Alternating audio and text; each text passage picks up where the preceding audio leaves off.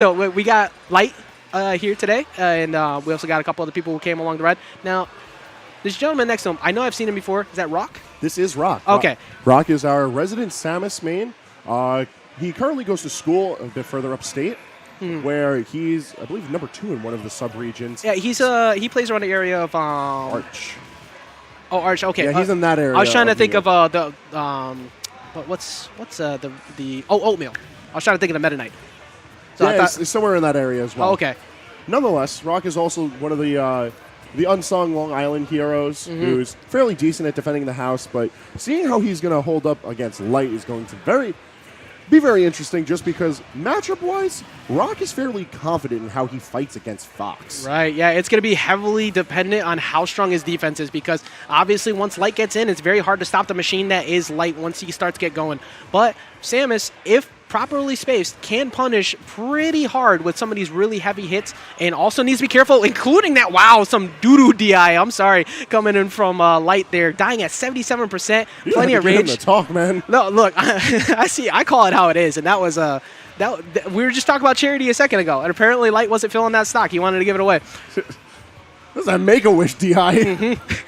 But gets the tried and true confirm and feeling himself a little bit. Always throws out the taunt to try and not only get in his opponent's head, but to get himself amped up too. That's not a spot where you want to be. Luckily gets out of there, doesn't take the down air. Yeah, the down air from Sam is going to be an incredibly deadly tool, especially in this matchup. It's worth noting how the knockback multiplier on Samus's down air makes it one of the most potent down airs in the entire game. Yeah, also just the fact that, we're sitting there talking about the defense, and I forgot to mention that Samus is definitely one of those characters that can hassle Light on terms of recovery. Throwing out a neutral B, granted, needs to be wary of shine stalls, but just being able to bait him to go low and then go for that down air, it's a very frightening thing that Light needs to be wary of.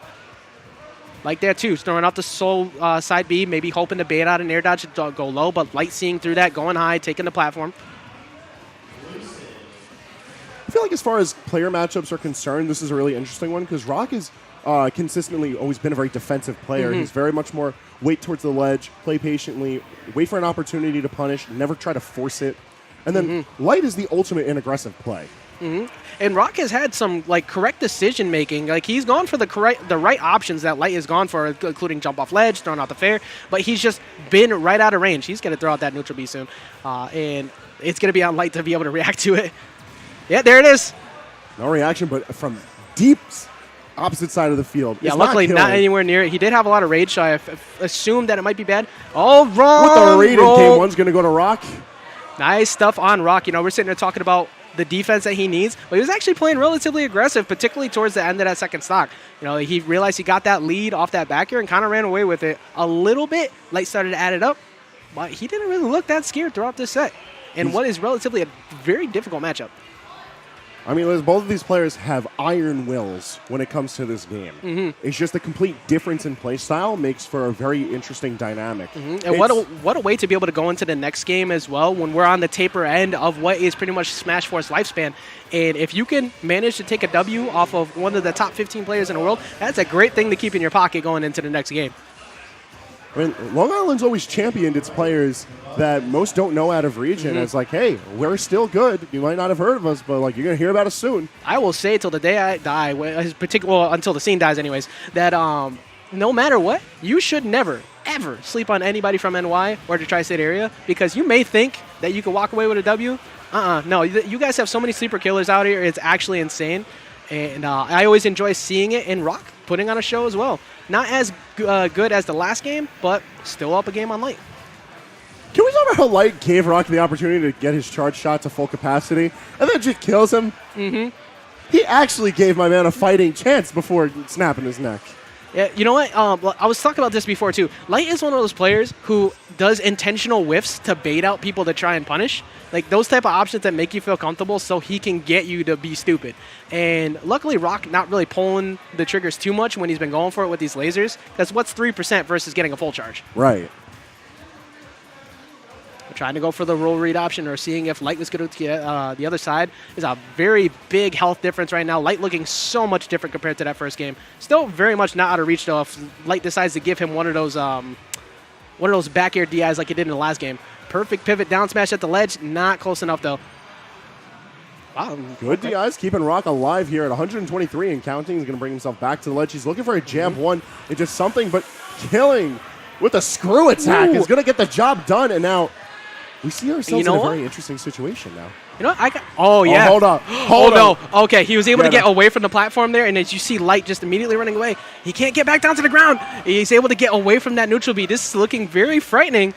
It's such a deadly situation because as these combos find themselves vertically, Light is at the mercy of Rawk throwing out screw attack. With all that rage behind him, if it's thrown out the right way, it can kill very easily. And Rawk has not once been hit. Like, Light keeps throwing out these forward smashes at the ledge, and normally he's pretty good at it, but Rawk has done a great job of kind of avoiding it, and his defense is looking super solid. Finally gets the air dodge into the back air. What an excellent game from Rawk there in game 2. Well, he was honestly kind of getting a little bit rocked in that first stock leading up to that point, but he was able to slow it down. I was going to compliment him before on the fact that he stood still at the ledge on the left, where normally somebody would try to approach and get punished hard by any Fox, period.